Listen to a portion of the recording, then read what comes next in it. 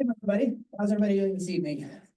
Good. Doing good. I want to thank everybody for coming to our event tonight, sponsored by the Park Center for Independent Media.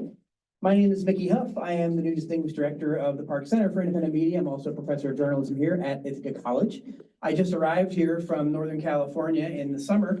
I've taught in California for 25 years. I was a tenured professor, chair of journalism history, taught social justice studies, various things. I'm also the director of Project Censored, which is one of the longest running media criticism organizations in the United States and president of the nonprofit Media Freedom Foundation. And what we're doing tonight is we're celebrating the release of Project Censored State of the Free Press 2025, which looks at the top 25 most underreported independent news stories that the corporate news media or the establishment news media either missed entirely, ignored on purpose, or if they did cover some of the topics, they may have framed them or distorted them in certain ways that, well, begins to be something that we call now malinformation, which we've been calling news abuse. And we're going to get into that stuff here tonight with our wonderful panel of co-editors and contributors to that book. But first, I do want to say a few things. I have to say a few thank yous. First of all, I want to thank everybody for coming out. It's very thoughtful of you to come. Maybe some of you were compelled to come by instructors. I won't say anything else about that. But we're really appreciative that you're here. And we want to share this information with you. It's based on news literacy and our news literacy research. And we're going to do some presentations, but we're not going to be terribly formal. What we'd like to do is we'd like to do some presentations and then we'd like to open it up. We can be here until 7:30. We have the room until 8 o'clock. Probably after about 45 minutes, we want to open it up to you all and have you contribute, ask questions, make comments. We're totally open to criticism, particularly constructive criticism. But you certainly are part of the event this evening. So please don't be shy. We will likely be holding questions or comments until everyone has had an opportunity to present. But please know that you may be last but not least in terms of tonight's presentations. I have a list of people to thank, and I apologize in advance if I forgot someone or left someone out. As I mentioned earlier, this is only my third month here. It's my first semester teaching at Ithaca College, and I'm really honored to be here. It's wonderful to meet the folks at Ithaca College, particularly in the Park School and in the journalism program. I'm very grateful to Tara Gianfrite, who is one of the catering people that helped us get together all of this wonderful food that the Park Center was able to help supply. Brandy Holly, of course, has been indispensable in helping me transition into this new role in the Park Center. I'm very grateful to Brandy, who couldn't be here this evening. And of course, I'm grateful to our deans, Amy Faulkner, Rob Gerhardt, Melody McAlpine. They've been very supportive of me coming here, and we've been getting things running again for the Park Center. I also would like to thank Professor Todd Shack, who's sitting right over here, the Associate Director of the Park Center. And I, of course, need to thank the brainchild and people behind the Park Center for Independent Media. I've been with Project Censored for 15 years, and Project Censored was founded at Sonoma State University in 1976 in Northern California. It's a very unique organization. There's not many like it. But as far as campus programs that have a very specific focus on independent media, there's really no place in the United States that has a center like this. To be quite honest with you, that's why I left California to come here. This is an amazing program, and so far, some of my favorite parts of being here are the students. They're absolutely phenomenal, and Ithaca is a great community. So I'd really like to give a big thank you to Adelaide Park Gomer and the Park Foundation Board. Without them, there would be no Park Center for Independent Media. I would like to also thank Jeff Cohen, who was the founder of Fairness and Accuracy in Reporting. He was a senior producer for Donahue back in the day when Donahue got fired because he wouldn't have enough pro-war guests on the program on the run-up to the Iraq War. And Adelaide was able to meet with Jim and convince him to help start the Park Center for Independent Media, where he was for a decade. And the Park Center conducts every year what are called the Izzy Awards, named after the great muckraking journalist I.F. Stone. So April 30, mark your calendars. We're going to be doing a live in-person Izzy Awards honoring some of the best people in independent media. We'll be here at Ithaca College. We're doing a 2-day independent media summit around it. April 30 and May 1. But again, I just give great thanks to Adelaide and the people at the Park Foundation and Jeff Cohen and the previous director, Raza Rumi, because it's not just enough to have a vision and an idea that this needs to happen. These are people that all work together and really made it happen here at Ithaca College. And like I said, again, it's a really unique center, and I'm honored to be here. And so tonight, I get to showcase some of the other things that I do, which is Project Censored, where we honor the top 25 underreported or censored stories every year out of the independent media. I'd also like to thank very quickly our co-sponsors, the journalism department here at Ithaca College, Project Look Sharp, Cindy Scheib and Chris Sperry.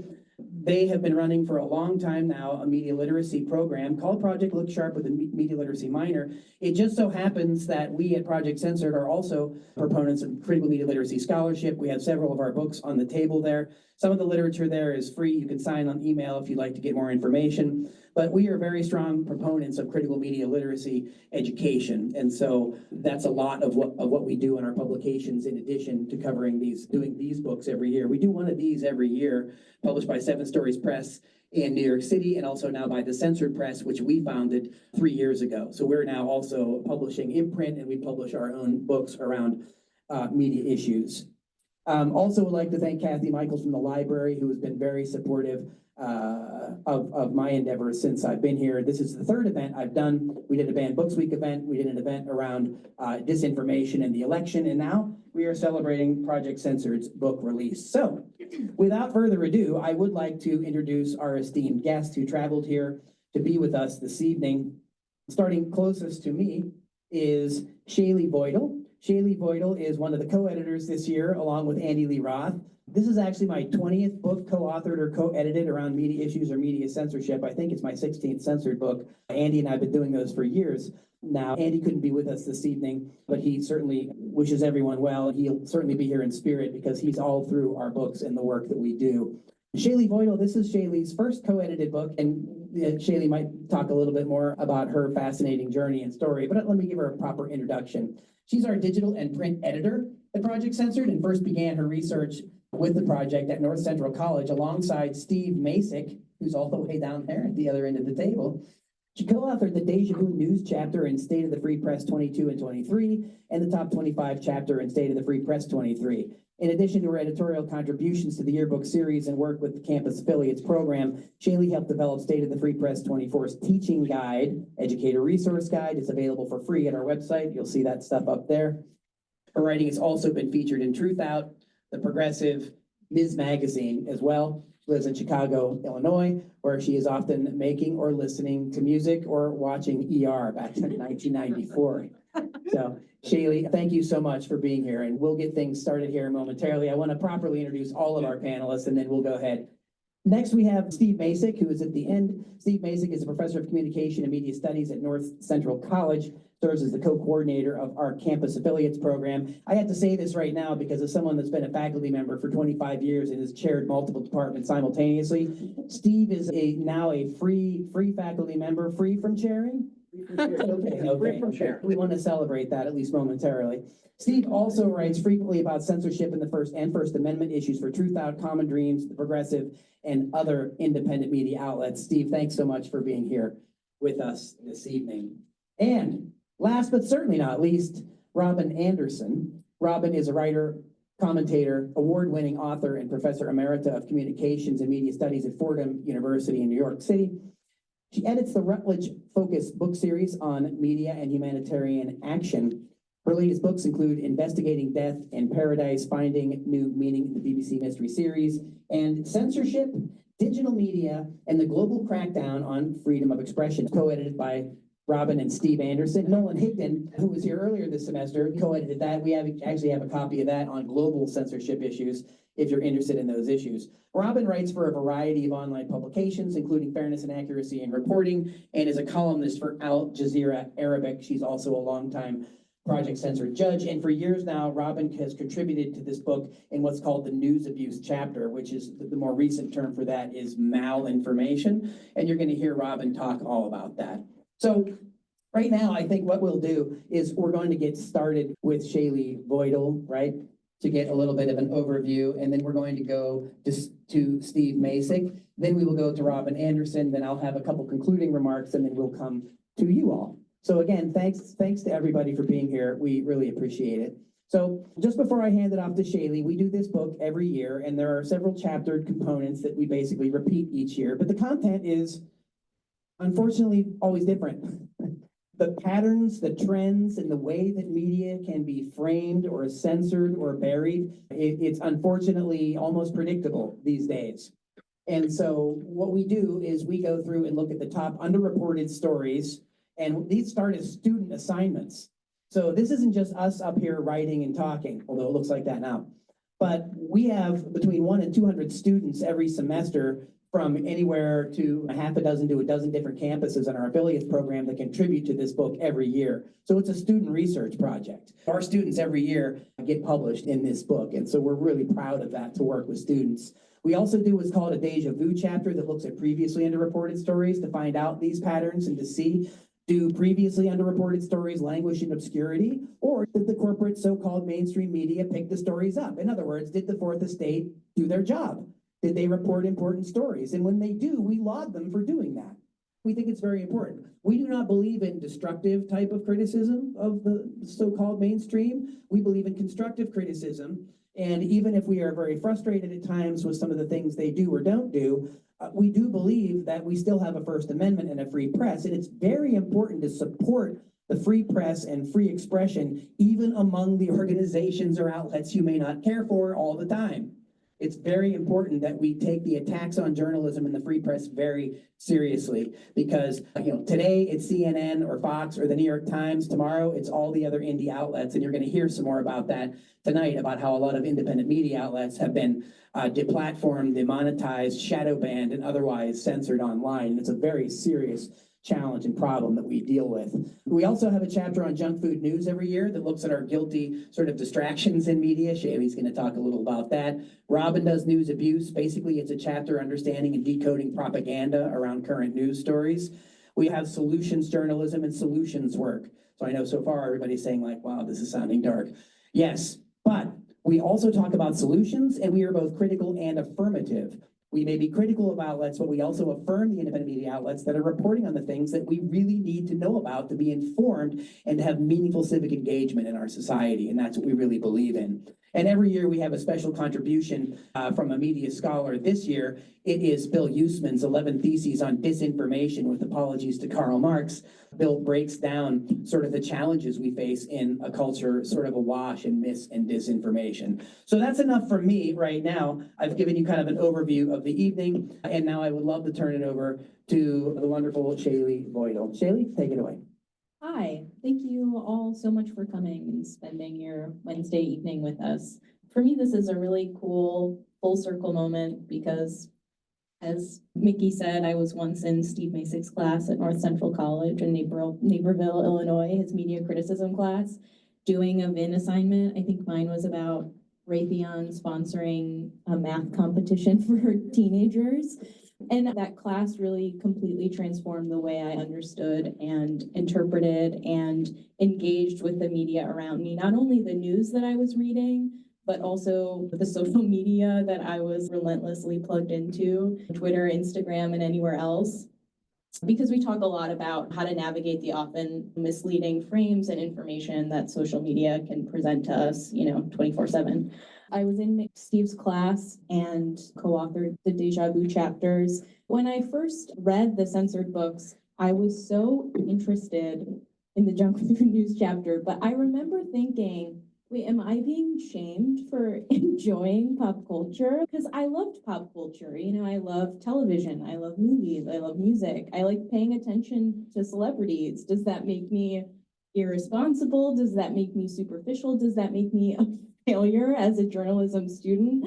And I think what's really cool about the junk food news chapter, at least what's interesting to maybe people like me that enjoy reading things about pop culture and celebrities, it doesn't talk down to the readers. And that's what's important. That's especially important to me. When I think about the junk food news chapter, I think about my friends and what we talk about. And we talk about pop culture, but it's never just pop culture. It's not trivial stuff that we, often think about. You can talk about how much you love Taylor Swift and also talk about why sometimes she lets you down politically and why she's, only championing, women's issues that concern her, specifically. And we talk about that in the Junk Food News chapter about, her environmental impact, her private planes that dump huge amounts of CO2 into our atmosphere, and it's hurting our planet. And that can also exist in the same universe, and that's okay. That can be our relationship to pop culture. That could be our relationship to that kind of information. And it's also our relationship to Project Censored's relationship to the corporate media, holding those organizations accountable. So junk food is not saying that you can't enjoy pop culture, but it's also saying that, corporate media has repeatedly failed you by overrepresenting pop culture news and avoiding stories that impact our daily lives. When we think about a nutritious news diet, we need that balance. Often the stories that interest us in the world of pop culture have real world parallels that the corporate media isn't covering, but the independent media is. The Junk Food News chapter does a great job at exploring the intersections between pop culture, media, and society. For example, we talk about this in the chapter. I'm a huge Meg Thee Stallion fan. She was really let down by the corporate media in a lot of ways. And in the Junk Food News chapter, we talked about in 2020, she was shot in the foot by Tory Lanez. And instead of covering this as a horrific domestic violence incident that it was, the coverage soon sort of focused on the feud that ensued between Nicki Minaj and Meg Thee Stallion, and Nicki's diss track, Bigfoot, which referred to the shooting. And this is just like a more high profile example of the ways in which corporate media misses the mark, covering and critically discussing women's issues, particularly women of color and other marginalized groups. We also talked in this year's Junk Food News chapter about Barbie. We talked about the Oscar snub and how Hillary defended the film and said it was like enough or something. I liked Barbie a lot, but the pattern of news coverage surrounding Barbie and Hillary Clinton's loss in the election being the parallel to Barbie's Oscar snub is a prime example of white feminism, because all at the same time, women and girls in Gaza were suffering a serious shortage of menstrual products, forcing them to wash and reuse sanitary products and putting them at greater risk of infection. And that was something that we talked about in this year's chapter. These were women's issues, these were urgent women's issues, but the corporate media failed us on that. So I think that's what I find so interesting about the Junk Food News chapter. So although pop culture enriches our lives, I think, in many ways, we need to be mindful of just like what's outside of that frame. We need to deepen our conversations about pop culture and understand just how these issues that independent media is covering constantly intersect with the pop culture news that we're tuned into, but also, how the corporate media is failing us in that respect and neglecting certain issues that may interest us. I will turn it over to you, Robin. All right, thank you. Hey, thank you all for coming out. Thank you, Mickey and the Park Center for Independent Media for holding this event. I've been involved in a few of these book launch events. We hold them at North Central College every year, but this is a special one because one of my star students is now the co-editor of the book, and I'm sort of felling with pride over that fact. Really happy that Shaylee ended up working for Project Censored and not for WikiHow, which is where she was working right after she graduated. So I'm so thrilled that we got her at Project Censored. I thought what I'd do first is just say a little bit about the top 25, which is the core of the book every year. We have a list that has been voted on by an international panel of judges, which includes Robin as one of the international panel of judges, of the 25 most important stories that were reported by the independent, nonprofit, and local media, but ignored or underreported by the corporate media. And by that, I mean the big television networks, CNN, Fox, New York Times, Washington Post, LA Times. Those are the big, agenda-setting national media. And I thought I would just say a little bit about how we discover these stories, because that's where students come in. I am the co-coordinator of the Campus Affiliates Program, and all of the initial research on these underreported stories is done by undergraduates at colleges and universities across the country. This year, I believe it was 209 students at 9 different colleges and universities. Some years it's been as many as 250 students at a dozen universities. And what those students do, usually in a class, like the class that Shaylee took with me, is they're given an assignment where they have to find a validated independent news story, a story that they think is very important, that embodies all of the news values that you expect from a news story, right? It has social impact, it's timely, factually accurate, etc., but has for some reason not been given the coverage that it really deserves. They then write up a short summary of it. They submit it and it gets vetted by the professor who's made the assignment. Then if it passes muster, it's sent to Project Censored, where it's fact-checked and vetted again. And then finally, it ends up on a ballot.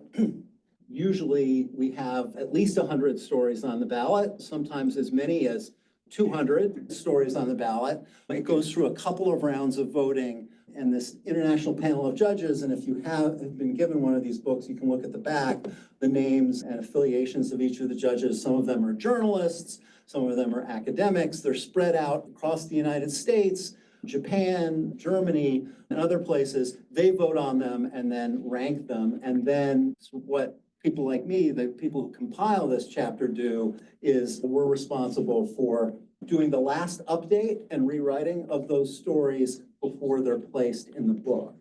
So why is this important? Well, I think the project has been doing this for close to 50 years. It will have its 50th anniversary in 2026. And over that 50 years, a pattern of omissions in the corporate national agenda setting media has emerged very, very clearly. Because even though the stories that we cover in the book that are summarized in that first chapter change every year, some of the themes of those stories remain constant. They show us the gaps. They show us what is being left out of our news. In every list that we've put together since I've been involved with this, there are stories about environmental degradation, pollution, and corporate contributions to environmental degradation, as well as struggles over environmental policy that are not being reported in the mainstream corporate media. There are always stories about economic inequality, about class, and about labor and labor rights that are not being adequately reported. Probably not surprisingly, there are always in every list stories about the US military and the malfeasance of the US military, as well as about intelligence agencies spying by the military and by other government agencies. There's always some stories on the list about corporate malfeasance, and in the past few years, many of those stories have had to do with malfeasance by what's sometimes called big tech, by the social media platform companies. And every year there are stories that have to do with abuses of women's rights and of the rights of people of color and other minoritized groups. And then every year there are stories about censorship that, of course, did not get reported in the mainstream corporate media.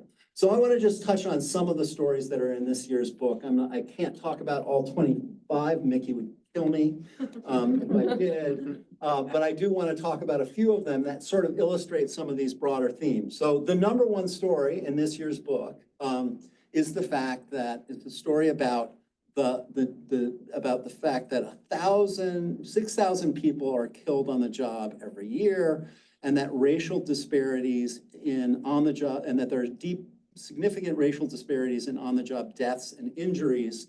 This story was initially reported in Truth Out and People's Dispatch, two independent media outlets. The Truth Out story was based on the Bureau of Labor Statistics Census of Fatal Occupational Injuries. That census showed that in the previous year to the book coming out, 2021-22, there was a 5.7% increase in fatal on-the-job injuries. A separate study that was reported by People's Dispatch found that in 2023, 87% of service workers in the American South suffered on-the-job injuries. And the thing that's sort of striking about this is that, seeing an increase in fatalities and an increase in injuries. Many of the people of color disproportionately were affected by on-the-job injuries and fatalities. And this got zero coverage in the national corporate media. There were some network affiliated local television stations, one in Wisconsin, one in Minnesota, that reported on certain aspects of the story, but did not report on the story as a whole. So one of the themes, as I said, that is often comes up on the top 25 list is stories that have to do with the environment and environmental degradation. I have a theory about why that is, because I think this is something that the co-editor of the book, Andy Lee Roth, has often pointed out. The news media have a sort of bias towards reporting about events, right? They want to report on things that have an event hook, things that happen. They don't do a very good job of reporting about conditions. Environmental degradation, global climate change is a condition, not an event. This year, we actually have 3 stories that relate to water and how the contamination and shortage of drinking water is impacting life in the US and around the world, and how it is disproportionately hurting poor people. The number 3 story on the list, which was a story reported by The Guardian, is about how salt water is intruding into US freshwater supplies in Louisiana, but increasingly in all coastal areas as, thanks to global climate change, seawater levels are rising. Salt water is intruding into the freshwater supply, which has all sorts of long-range impacts. It has impact for our drinking water because it's harder to process. Salt water, you've got to take the salt out, desalinize the water. It has big impacts on agriculture and so on. There has been some corporate media reporting about what's happening in Louisiana, but very little about the fact that the same condition of saltwater intrusion into fresh water is affecting coastal areas around the country. The number 11 story on the list is about how 1/3 of children globally face water scarcity due to climate change. This story was reported by Al Jazeera, and it was a report on a UNICEF study that found that 739 million children globally face water scarcity, 347 million in South Asia alone. No corporate media covered this story, even though it was based on a report that was released by a big international agency, UN Child's Fund. It got picked up by the Vatican News and a few other small outlets. And then the third water story is about how bottled water exacerbates socioeconomic inequality. And I won't go into the details about it, but it was published in the Counterpunch. Basically, what they found is that poor people pay more for their water because they consume more bottled water than tap water, because their own local tap water they consider to be unsafe. I want to just touch on censorship, which is always a theme in the book. And I think one of the most interesting stories on this year's list is number 25, which originated with an Alan McLeod article in Mint Press News from June of 2023. And the story is about how a British pro-Zionist group called We Believe in Israel pressured Spotify to censor pro-Palestinian recording artists. Low Key, who is a British Iraqi rapper, faced censorship by Spotify, and a Palestinian pop star, Mohammed Asif, also faced censorship. And in both of those cases, the censorship was reversed after there was massive outcry and lots of people involved in the recording industry, including many Jewish recording executives and recording artists, signed petitions saying that this was unfair censorship. This got zero coverage in the corporate media. The other story in this year's book about censorship that I think is really important has to do with censorship of abortion information on social media. As you know, the Supreme Court in 2022 passed this Dodd's decision that effectively overturned Roe v. Wade and eliminated a national right to an abortion for women. Following this, there was a surge of censorship of abortion information and of online abortion services on social media platforms. Instagram, Facebook, TikTok, Google all started blocking information about abortion and reproductive health services.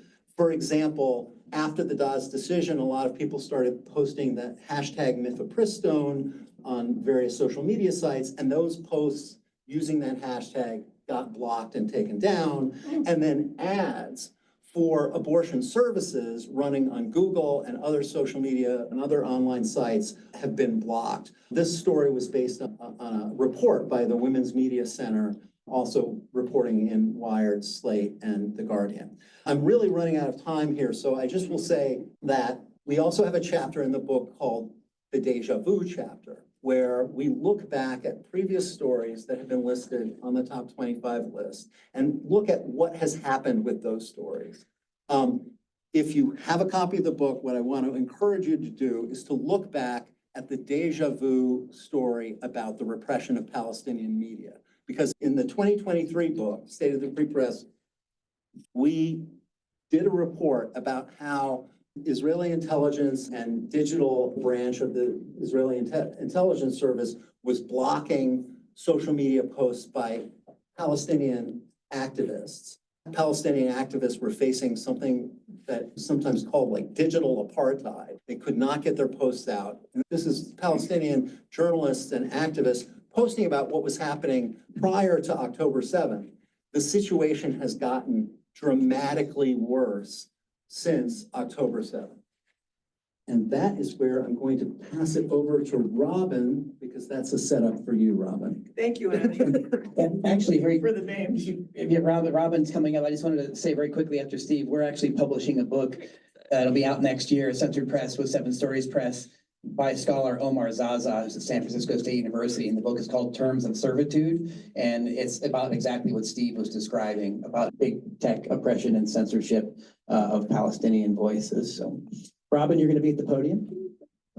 Thank you so much for inviting me to come here tonight, Mickey. It was terrific to come down from Westchester in New York. I used to have to go to visit Mickey and Project Censored. I used to have to go to California, which wasn't so bad because that's where I'm from too, moved to New York.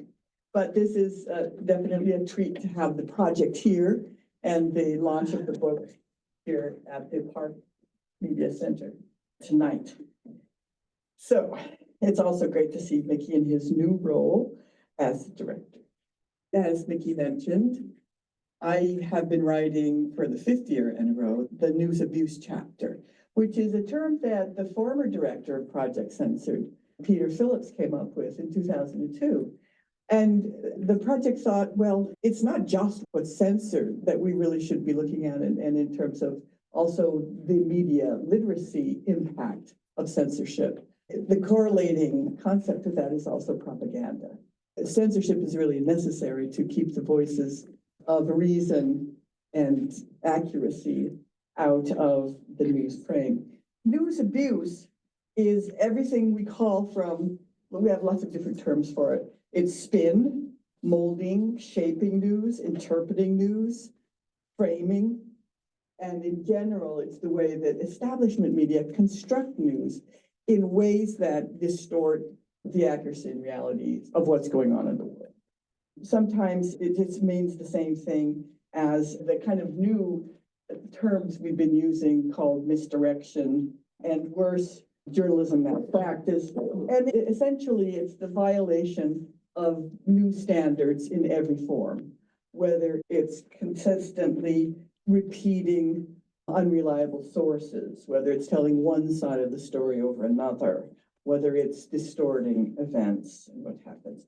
So this year, I had the task of writing about Israel's war on Gaza, because that was the main news event that was consuming so much of the news frame, but also on social media. I'm sure that some of you have realized that when you look at the reporting on Gaza, the on-the-ground journalism mostly found on the internet and social media platforms and independent and international news service looks like a completely different reality from that which we see narrated and constructed for us on establishment media. They're almost 2 different realities. And so I just want to go through a kind of a list of things that I've noticed over this year tracking these kinds of distortions. Right off the bat, I mentioned Alan McLeod. Alan McLeod works for Mint Press News, and he actually wrote an introduction for the book one year recently. And he's a great journalist, and he really excels at online posts where he dissects news headlines. So he was very good at when a news headline from the New York Times or CNN, explosion does major damage in the Jabalia neighborhood. He went to class that, not an explosion. Israel bombs Jabalia neighborhood. And it's not a neighborhood, it's a refugee camp. So there's words that obscure, misdirect, confuse, and basically change how we understand these events. The passive voice was another way. It just was a blast. It was an explosion. It wasn't a 2,000-pound bomb, civilian killing bomb that was supplied by the United States. It was just an explosion and a blast. Came from nowhere, and we don't know who sent it. Of course, pretty soon, right after October 7th, within the first week or two, there were splashed across news headlines and all on the network news were the 40 beheaded baby stories, atrocity propaganda that demonized Hamas and by extension demonized all Palestinians. Those stories, most of the atrocity propaganda stories, have never been verified. Interestingly, the Israeli paper, the oldest newspaper in Israel, Haaretz, has done some excellent reporting of exposing the fabricated stories of atrocities, but this did not happen in the US media. On CNN, it was on Business Insider, New York Times, splashed across all of the UK press as well. So it's well documented that 40 babies were in fact not beheaded, and they were not gathered up and burned in ovens. And the sources of this disinformation are well known. They came from the beheaded baby stories originally came from a kind of a radical settler in the West Bank who believes that all Palestinians should be wiped out and removed from the West Bank. But the most interesting, simple fact about the 40 beheaded baby stories was within a month, the Israeli Insurance Service Agency reported all of the names and the demographics of who had been killed on October 7th. It was readily available online in the reports within the Israeli media and within the Israeli press, and some, not only Haaretz, but other Israeli media also was very good at exposing the fabricated nature of the atrocity propaganda. But the list of those killed on October 7th included one baby under the age of 2 named Mila Cohen. One child was, in fact, shot. So what we had with establishment media in covering Israel's war in Gaza, this has been a very, very profound event in the 21st century. It was called early on, after 4 months of plausible genocide, when South Africa brought suit in the International Court of Justice. Since then, 750 pages came from South Africa about a month ago, confirming the fact that it was in fact a genocide being carried out by Israel in Gaza. And yet, none of that has been really reported in terms of international law and in terms of international legal structures, has not been made clear to the American public. So when we look overall at the passive voice and the atrocity propaganda and the various ways in which the massacres were reported in the establishment press, there was the food aid related massacre, but it was called the Flour Massacre, where Israel shot a number of hungry and starving Palestinians who were expecting flour to be delivered from the trucks that they were standing and waiting around for.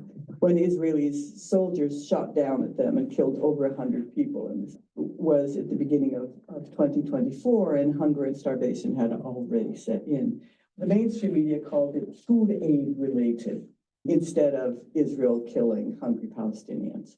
There was also then later the tent massacre, in which in a humanitarian zone in Rafah, in southern Gaza, people had been displaced, some up to 7-8 times by then. Now almost nobody in Gaza hasn't been displaced numerous times. But during the Flour Massacre, it was called a tragic mistake. As Benjamin Netanyahu said, it was a tragic mistake. Indeed, it was a very cordoned off humanitarian safety zone where people were staying, were housed there in tents and being taken care of, and yet they were still bombed by Israel then. When many people talked about it at the point, just a few months into it, that Israel was really controlling the narrative on Gaza. And the various ways this was documented are interesting. But the most explosive thing that I came across, that I'm sure some of you know about, was the revelations that journalists working within two of the main news outlets of establishment media, CNN and the New York Times, journalists leaked memos and the directives that were coming from their own editorial departments. They leaked that there was huge influence to be pro-Israel or put the copy, particularly for CNN. CNN was sending its copy and its news stories to the Jerusalem Bureau, which was then going through the eyes of IDF censorship. So nothing really went down on CNN that hadn't been confirmed by the IDF. And that was revealed in January of 2024. And then by April, about mid-April, the New York Times journalist leaked another set of directives to The Intercept, explaining that almost weekly they were given, new directives telling them what words were used, what could be used, what shouldn't be used, what could be said, and what should be hidden. And most notably at the New York Times were all of the ways in which the humanitarian community has attempted since World War II to lay out laws and rules of war to basically preserve our global humanity. Many of those are things like humanitarian laws that some of us are familiar with in terms of genocide, massacres. They weren't to say, journalists weren't to say occupied territories, to really identify what the role of Israel has been toward the Palestinian people. Disproportionate violence was not allowed. Ethnic cleansing was not allowed. So you had on top of what was well documented with research studies and content analysis that in fact Israeli deaths were reported as massacres and slaughter. Around 1,200 Israelis who died on October 7th were reported using very emotional type language. They were slaughtered. It was horrific. They were massacred. And only once in the New York Times, very, very few times, were Palestinian deaths, which at that point was at a ratio of like 26-1 deaths of Palestinians per Israeli, if we looked at it in the cold numbers. But that's how Palestinians were looked at, primarily reported. They were body counts, the numbers of, abstracted numbers that dehumanize and objectify people. When Israelis, on the other hand, those that had been killed on October 7th, were very much treated as people. So I think for that, a brief outline of the chapter, which is not the most upbeat topic for tonight's discussion, but I think it's important to really kind of look at this stuff. But I want to end by saying that the journalists on the ground, the Palestinian journalists on the ground in Gaza, the crews for the Al Jazeera network, and the incredible reporting that came out of Gaza, mostly by Palestinians, was done with such care and dedication that the ways in which they talked about being with the people and being hungry with them and being under attack and having lost their family. At the same time, with incredible tenacity and doggedness, documenting, what was happening to really give Americans who looked at social media platforms and on the internet. And it also publicized some of the stuff that was being published in publications like MondoWise, Electronic Intifada, Middle East Eye, Middle East Monitor, Palestinian Chronicle, all kind, The Intercept that I referred to, all of the publications were posted and reposted.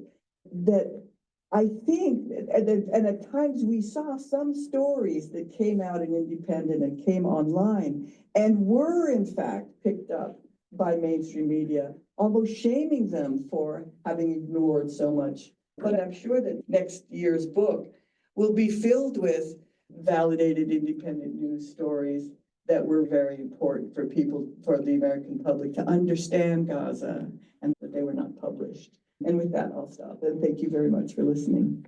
I'd like to thank our three panelists this evening. And with that, I wanted to pick up quickly on a couple themes, and you saw some of the thread through here about the kinds of stories that are underreported or censored, and how independent media fills that void is really kind of the focus here. And it's important to point out that when we have to pay attention to what the so-called mainstream is covering, so we understand sort of what are the narratives and what are the frames and the perspectives that are going on that people are talking about. But the independent media really broadens those perspectives. It tends to really platform and amplify voices that are just drowned out or just never heard at all in the establishment press. At Project Censored, we think it's really important to be critically media literate, but that doesn't mean necessarily tuning out or turning off certain establishment outlets. It means broadening your media diet. You heard Shaylee talking earlier about the junk diet, right? Well, there's only so much you can eat in a day. And so if it's filled up with junk or whatever the establishment wants us to think about, it's not leaving enough room to get these differing perspectives. And so that's why we champion the independent press. That's why we're opponents of censorship in any guise, including outright censorship, which we know the government has engaged in. We know because of Julian Assange and WikiLeaks and others. But there's also more insidious and pernicious forms of censorship that come through proxy, right? Censorship by corporate proxy or big tech censorship. And I mentioned those earlier, and I think it's really important because today, I think a far more pervasive threat is coming through big tech and these types of systems where people are on social media platforms because they're not journalistic platforms, but they are vehicles to get these kind of stories to where people are. And we know trust in the fourth estate right now is at an historic low, 17% or lower below Congress. Yeah, that's amazing. But that's not a good thing, right? And we know some people say, like, we knew that media sucked. That's not a good thing. That's not something to get behind and fist bump around. That's a crisis. And as Nick Johnson, the former FCC chairperson, said from years ago, he talked about your second priority, and he said that if whatever your first priority is, maybe it's some of the issues that our panelists spoke about tonight, war and peace, the environment, climate crisis, local politics. We live in a society now where almost a quarter of the people in the United States live in what's called a news desert, where there's no local news or information. And so it has to get shipped in from other places. And more newspapers are getting bought out by hedge funds and organizations or companies or corporate, private entities that have no interest in ethical journalism in the public interest. They're interested in dollar signs and eyeballs for advertisers. The cost of that is a less and less informed or less accurately informed society. In the case of news abuse, it's pervasive propaganda without any perspectives to challenge it. Nick Johnson said, whatever that first priority is, if your second priority isn't media reform, media democracy, or supporting a truly free press, you're likely going to make very little gains in your primary areas of interest. Media literacy and media freedom is for everybody. It's not just for scholars and geeks like us who seem fixated on it. It's for everyone. And again, I'll say it again. That's why I think the work we do at Project Censored is a nonprofit. The work that the Park Center for Independent Media was designed to teach people and to highlight and show as an example is extremely significant and important. And I wish there were places like the Park Center on every campus in this country. And I wish we were teaching news media literacy to children. By the time they come into college, if they're lucky enough to come to college, there's so many people that have already lost the opportunities to learn these things. That's why we wrote The Media and Me. That's why we wrote a book. It was for young people, teaching media literacy at younger ages. This is really the kind of challenge we face and what we need to do. The last thing I wanted to address with the low trust in media was that, believe it or not, I was recently interviewed by the New York Times, the paper of record. So I've been doing this stuff for, 15, 20 years. I've umpteen books. I have a national radio show, the Project Censored show. I've been around, and I know a lot of people in the media ecosystem, media criticism, and so on. Project Censored was never, ever covered in the New York Times, right? We've never been in the paper of record. We've not really been included in any establishment outlets, which doesn't surprise us totally because we're media critics. But the interesting thing is I was interviewed from someone working in the London bureau of the New York Times about the Democracy Forum in Athens, across the world. And the theme of it was public distrust in media, public distrust in journalism. And apparently this just came on the radar of people over at the New York Times. They didn't realize it's been happening for decades. But they asked the question, I mean, of course I was like, yeah, sure, I'll talk to you. The question though was like, why is there such waning trust? Why is the public not trust the news media? What's going on there? And I said, well, have you read your paper? I mean, have you read, do you watch the news? Do you see what's going on? Do you look in a mirror? Do you take to heart any of the constructive critiques? Do you read anything outside of the establishment press? I mean, it was as if I was speaking a foreign language. The person I was speaking with, whom I have respect for reaching out and talking to people like me and the media scholar Victor Picard at the University of Pennsylvania. But it was mystifying to them. They were totally bewildered by this. So this is the kind of bubble that some of these people live in. And it's important that we get to these people and talk to these people and let them know that we really appreciate the fact that they reach out and talk to us, but we wish they would broaden the people they talk to, and we wish they would try to do a better job of covering those stories, because they've got amazing people doing work there. They've got great educated reporters, and they have amazing resources. We just like to see if they would use them more in the public interest. And a lot of times when the New York Times does things with ProPublica and others, they're doing like amazingly great journalism, and we applaud it. Right? So again, please don't take some of the critiques or the criticism that we're saying here of the establishment or corporate press as saying that it's all bad and you shouldn't be looking at it. That's not what we're saying at all. We're saying that if the world of independent media is new to you, that's why I'm here. I'm teaching a course on independent media this semester. I'm teaching another course on that next semester. That's why I'm here. That's why we're here, and that's why we do this work. So with that, I would like to turn things over to you all with the time we have remaining, and I'll come around Phil Donahue style. I mentioned him, the late, great Phil Donahue.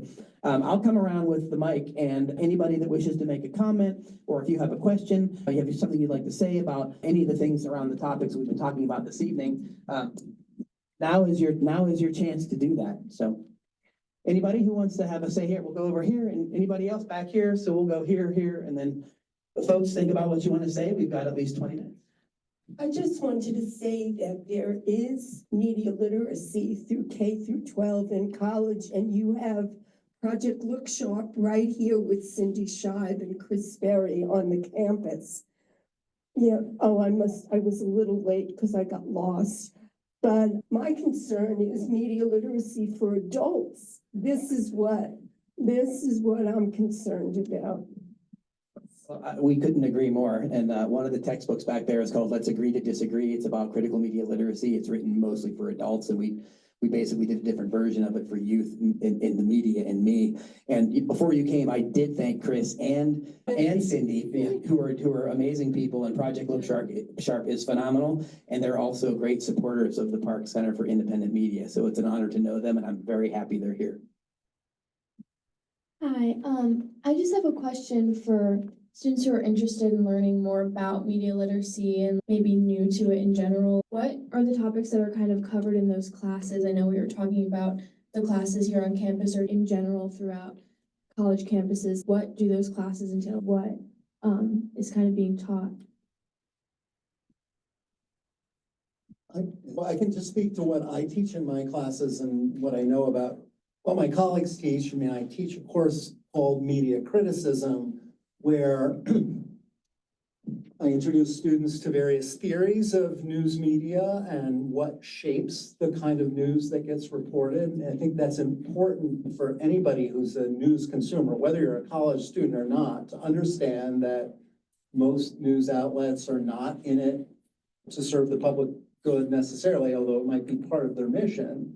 They are above all, in this country, for-profit media that depend on advertising subsidies, right, in order to make most of their money. This makes us very different than a lot of European countries where they have public service media that is well-funded, state-funded through taxes, but independent from the state, independent from the government. We don't have anything quite like that. We study that. We also look at things like framing, and I know Shaylee can speak to this, how selection of the kind of facts that are emphasized about a story can influence the way it's perceived by audiences. In that class, we also spent a lot of time talking about fictional, scripted screen media, film, television, and so on. And Shaylee can talk, though, about framing, because that's one of the things we dwell on in the media news literacy class. us? Yeah, so one of the co-editors of this book, Andy Lee Roth, and I developed a guide for college-age students and high school students and middle school students about frame checking. We often hear about the term fact checking, which is really important when you're reading a story to make sure that it's accurate, but something can be factually accurate but still misleading because of the way that it's framed. We talk a lot about that in this guide, activities, about context, the way that Robin also talked about passive language. We talk about that. We talk about how you can track the timeline of coverage between corporate media and independent media and how that could differ, how quoting sources, what sources are being used in the story that helps to frame the story and frame your understanding of a news story. And that's available on the website at no charge for educators and students. I like to draw out, in terms of media literacy, the relationship between news and entertainment. And part of our media milieu and environment has been influenced by the military-industrial complex through research and development and technologies. The technology of gaming is the same technology that was developed to drop drone bombs. The weaponry and the guided systems of weaponry are some of the same technologies that are utilized in video game researches. So a lot of this research and development spans across the media spectrum. And so the audiovisual milieu, and I think we all know this from blockbuster films and how Marvel was kind of taken over to also promote military and weaponry and that kinds of celebration. Part of the narrative that goes along with that is a structure of good versus evil. It's always, the good guys and the bad guys, and the bad guys are always coded usually as some type of alternative, alien, strange. What we saw actually in the war on Gaza is that the atrocity propaganda served to demonize Hamas in such a way that it spread across all Palestinians. And you can't have a genocide first without demonization and getting people in that mindset. So you've got this very simplistic binary narrative of good versus evil. And that's how it played out. And this is throughout our media culture. And so some of these things are commonsensical because they're so deeply ingrained. And that's what we talk about. That's one of the aspects of framing and how that works. So that's the kind of stuff that you can get into a media literacy class too. And I teach a course on independent media here where there's always a media literacy component of the courses that I teach, and my students could tell you about that. I mention it almost every class period at some point, because when people say, well, how do we handle mis and disinformation? And shouldn't we have somebody come and help us understand this? And I say, well, yes, but that doesn't mean outsourcing it to Snopes. That doesn't mean you outsource your critical agency. It means you learn how to think critically and independently for yourself. And what we teach people, we don't teach people what to think or tell people what to think. We try to teach people how to think critically so that they can make up their own minds about the things that are going on around them. And you'll see in those books, like the one I gave you, we have a lot of different things that we go through on representation, multiple literacies, operating in the digital sphere. There's a lot of different things we can do. And we have free educator resources or teaching resources. So if you go to the Censored Press site, for example, if you go down and look at the Media and Me, we have free educator resource guides. They have all kinds of tips, different things in them. This is stuff that we need to be teaching through the younger grades, right? And Project Look Sharp is a great example of organizations trying to do that. Project Censored has been mostly college level, but we've gone more now into high school and middle school with the Media and Me and other things we're doing. Next semester, I'm teaching a class called Fighting Fake News, which is taking a look at journalism in the post-truth world. So it's a whole course on media literacy about how to, instead of have a government disinformation board or some Orwellian body come in and wipe things out, we say, no, let's not go that far. The real antidote to these challenges is teaching media literacy, right? And that's what we believe, and so that's what we try to do as much as possible. Who else? More stuff, people, yay. Okay, let's go here. Project Censored's response on sort of the anti-terrorism nonprofit bill. I know that's affecting a lot of. Did 3 shows on it and just talk about it. I know that's affecting a lot of nonprofits that are similar to you, so I just wanted to. Yes. Well, real quick, HR 9495 passed the House with 15 Democrats in favor. So go find out who they are. This is a great weapon that they're about to hand over to the incoming Trump administration. The Senate may be voting on it very soon. It is an absolutely draconian bill. The attacks on social media, by the way, that we saw, notice how this past year, the attacks on TikTok, right? There were not Facebook or Instagram or whatever, but TikTok. Why TikTok? Well, because it was owned by a Chinese company called ByteDance. And Mitt Romney said the quiet part out loud at a public forum over the summer, where he said the reason we're going after TikTok is because young people are on it and they're learning about things that are happening in Gaza. We don't want them to know that. That's poisoning the perspective. In other words, they were bemoaning the fact that they were, quote, losing the control of the narrative. It's not just Mitt Romney. It was the editor of the Wall Street Journal speaking at the World Economic Forum that bemoaned the fact that people were getting all uppity and they might want to think on their own, right? Those kinds of signals, we should take heed.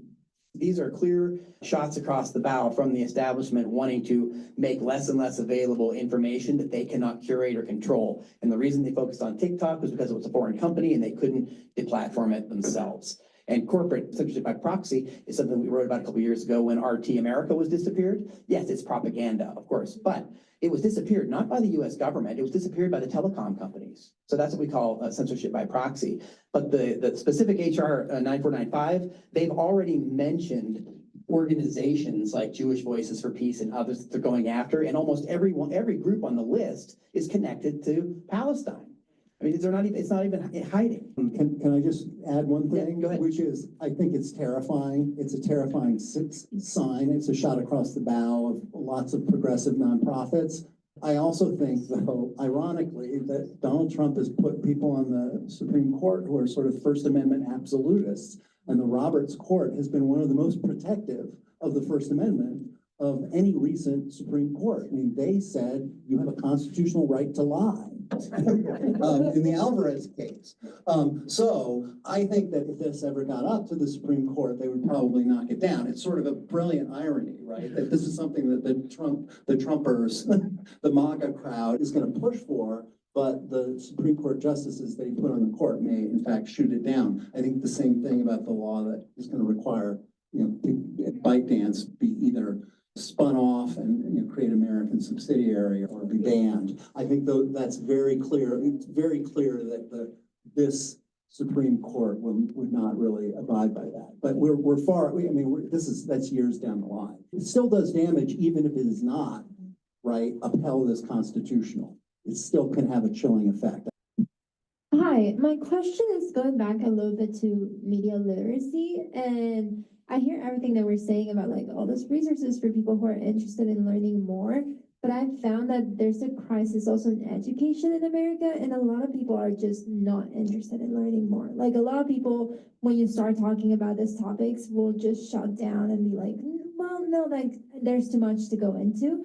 So I was wondering if there are any resources or any ways that we're addressing that like root of just like what you were saying of like people don't want to think for themselves, and if they're available, where? Any of the panels can take that. I actually co-authored a book called United States of Distraction, Media Manipulation in Post-Truth America and What We Can Do About It, and with a foreword by Ralph Nader. And it goes through the introduction and talks about 50-year history of neoliberalism and how it has changed public education and media.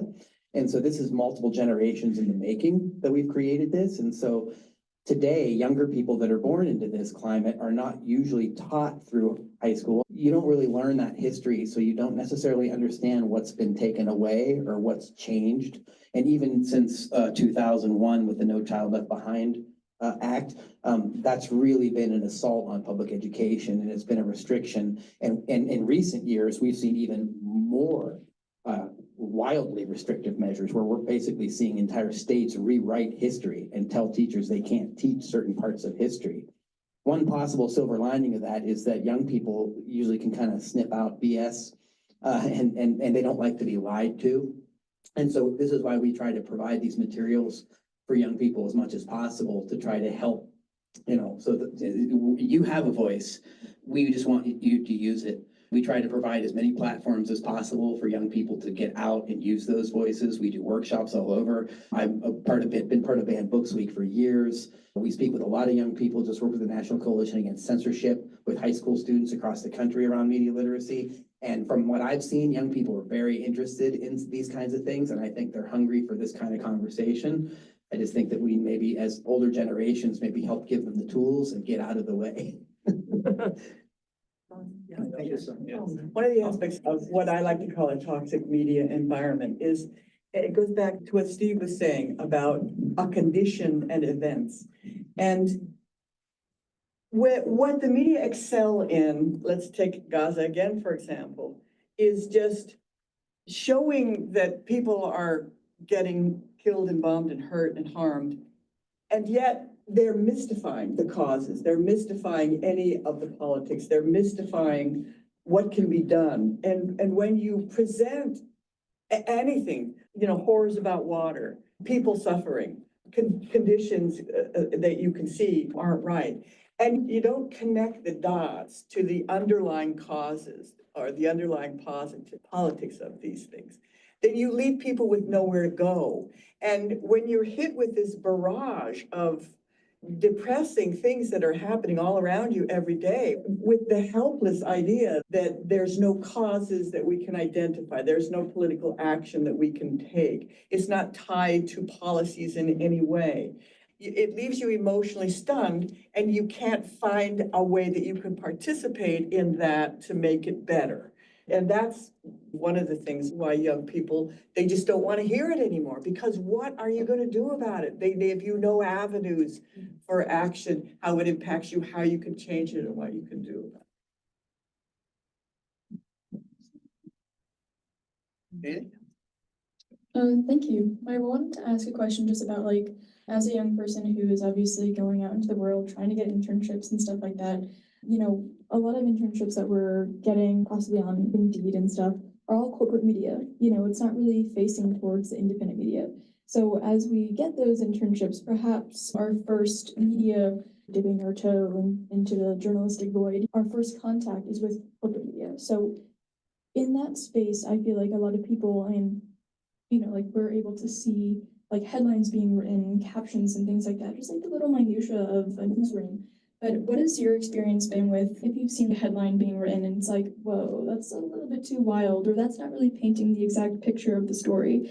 What has your experience been trying to use your own voice and to try to use your own morals and values and ethics? Because of course, we need to be based in ethics with journalism. I mean, I was in the media years and years and years ago, so pre-digital era, and I know things have changed a lot, but I have a number of friends who are still working professionals in the media who keep one foot in each kind of world. So it is possible to write for the independent press and also to be a reporter for an establishment, media outlet, if that outlet allows it. Now, if you're at a place like the New York Times, they're not going to allow that, but there are plenty of other media outlets where it's possible to, and lots of people do. I think if you look at a lot of reporters, they work in different areas. As far as have I noticed headlines that have skewed the framing of stories recently? That's an interesting question.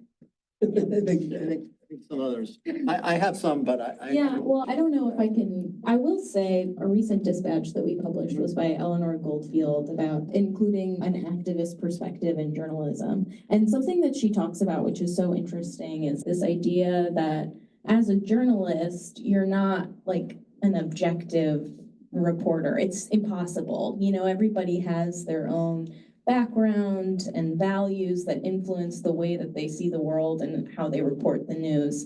And so that's, I think, something important to remember is that when you're reporting, of course, that comes through. That's not, necessarily a bad thing, and I think that's, that was I really recommend that dispatch, by the way. It's a great read, but as a journalist, myself, as a writer myself, that was an important thing to remember that, we often talk about the corporate media, both sidesing this, that argument, but as a reporter, that always comes through. We have time for at least one more, over here. So I wanted to just go back to something you were saying earlier about comparing American media to Europe, for example, where they have these very well-run, publicly funded, but not state news companies. I wanted to ask because I know, like, for example, in America, we have NPR and tons of statewide and even citywide, like, public radio, public news stations. What is preventing them from having that level of, Very good question. yeah. And there's lots of people Corporate underwriting. who've written lots of books about what's, why NPR and, Corporation for Public Broadcasting have not lived up to their potential. Part of it has to do with the fact that after they were created in the late 60s, after the Carnegie Commission, Richard Nixon deliberately subverted, public media in this country by making sure it wasn't adequately funded. That is why, if you listen to NPR, like I do, I'm an NPR listener, and I have a couple of friends who work for WBEZ, which is the NPR affiliate in Chicago that produces, shows I'm sure you've all heard, like This American Life and so on. Yeah. That, they have to, every 3 months, have to have what I call the begathon, where they get on the air and they preempt all their programming and they spend 3 or 4 days just begging people to donate. Well, who donates money to NPR? It's overwhelmingly, upper middle class and wealthy households, overwhelmingly white. In fact, I know at WBEZ, they fell short on some of their fundraising goals, even though they are one of the most well-funded public radio affiliates in the country, because Ray Kroc's widow gave them tens of millions of dollars in her will. They still have to go and sort of beg for money. Well, what does that do? It has the results of skewing their coverage to content that will be of interest to this audience that is funding them, to their funders, to listeners like you and viewers like you, but they're not really like you. And so it is this paradoxical situation where you have this really, some of the reporting they do is fantastic. I just want to say they do some really fantastic reporting that is not being done by the commercial, corporate media. But at the same time, they are not reporting on 2/3 of the city, because Chicago is a very diverse, mostly, Latino city with a significant African-American population. They're not reporting on that. In fact, this friend of mine was hired to make up that deficit because he's fluent in Spanish. And they sort of scaled back his role at the station over the years because their audience research found that listeners weren't interested in that. They wanted to hear more, movie reviews or more food news, right? They weren't interested in the hard-hitting political stories about what was happening in the Mexican-American community in Chicago. So, I think that's the answer, is that, yes, we do have public media, but it's not adequately funded, and it doesn't really have the same kind of public service mandate where they're mandated to serve every segment of the community and underserved. That was the original conception. It was public media is created to serve audiences that were not being served, the underserved. I don't think it does that anymore. I don't think it does that on PBS. I don't think it does that for NPR either. But other people. If you go back to community radio starting after World War II is different. We built Pacifica. I've been on KPFA Pacifica. It was the flagship station for 15 years. Speaking of the Begathon, I'll be doing the 800-439-5732 number this Friday. Tis the season. Yeah, make a pledge now. We'll be hawking Ralph Nader's new book and Peter Phillips' Titans. Call now. That there's a distinction, though. There's a definite distinction. The kind of stuff that we do in community radio, 3/4 of the programmers at a place like KPFA are free. We don't get paid. Yeah. Right. And so this gets into other issues with the crisis of journalism, is that you've got a lot of people that want to get into journalism, but they're torn because they want to have some kind of quality of life. They want to have jobs. They want to have a career. They want to do things, and they want to make a difference. And so it's frustrating because some of the outlets that Steve was talking about do really good things, but it's frustrating to see how much more they might do. But then it's also important historically to go back and see how much they've been strangled budget-wise, because a lot of the money doesn't come from listeners or viewers like you. It comes from corporate underwriting, which is a euphemistic language for advertising, right?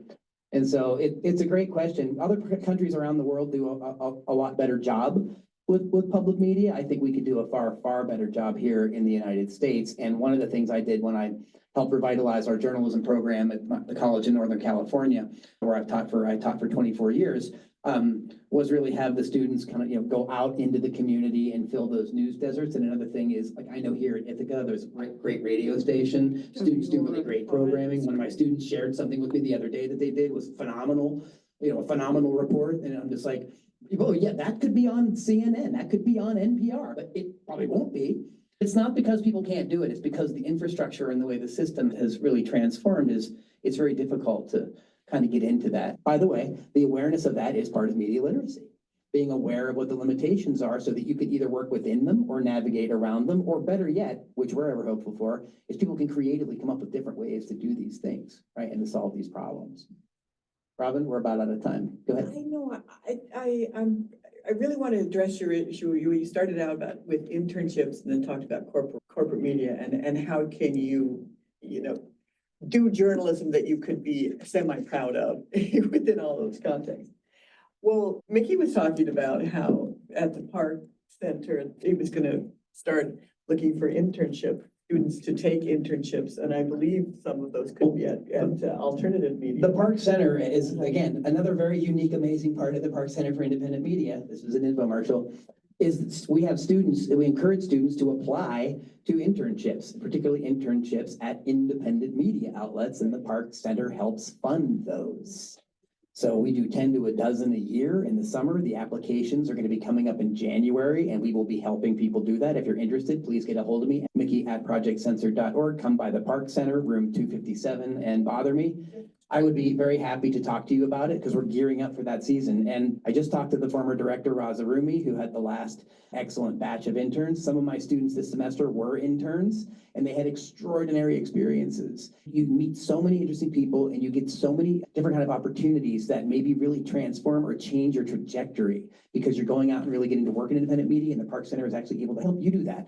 But help smaller independent media outlets that don't have the money for interns. So we help fund, we do that, we put that out there, and we follow up with the students. So please think about that and consider that next semester when the applications go out, because that's a very exciting part of the program for me, and I'm really looking forward to doing it.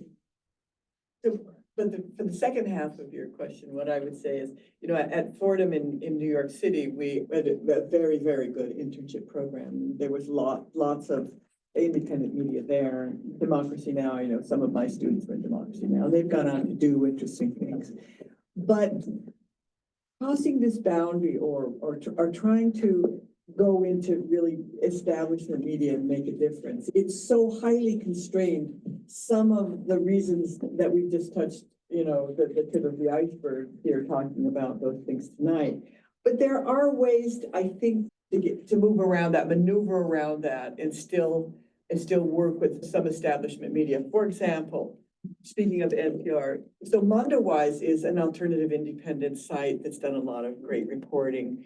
And they found someone, because they have connections inside Gaza, they found the Minister of Sanitation, and he did an op-ed in Mondowise about how difficult it was for sanitation because of how all of the infrastructure has been bombed and what the logistics are. NPR liked that story. And then NPR wanted to do a story. Many of the things that Al Jazeera, because Al Jazeera is on the ground in Gaza, because US big media doesn't have these bureaus anymore. They're based in Jerusalem. But if ProPublica, I think for me is a really interesting research example. And if your goal really is to get into big media, I think some people manage to get some stories out. And I think what you have to do is really look deeply into something, not go along with the standardization and the news frame, because anybody can do that. But if you bring a perspective that can kind of somehow maneuver in there, then we can see how those perspectives have from what sometimes gets picked up from alternative media. And if those people are in place, if young people are in place, who knows, maybe journalism will realize that they're going to have to change something that they're doing if they're going to have any readers left. And if they're really going to even fulfill a tiny bit of their mandate to bring information to a democratic public, which of course is what they were supposed to be in the United States, then there's always the possibility for change there. Okay, that wraps up the program for this evening. Please give a round of applause for Shaylee Bogle, Robin Anderson, Steve Masick. I'd like to thank everybody for coming here this evening.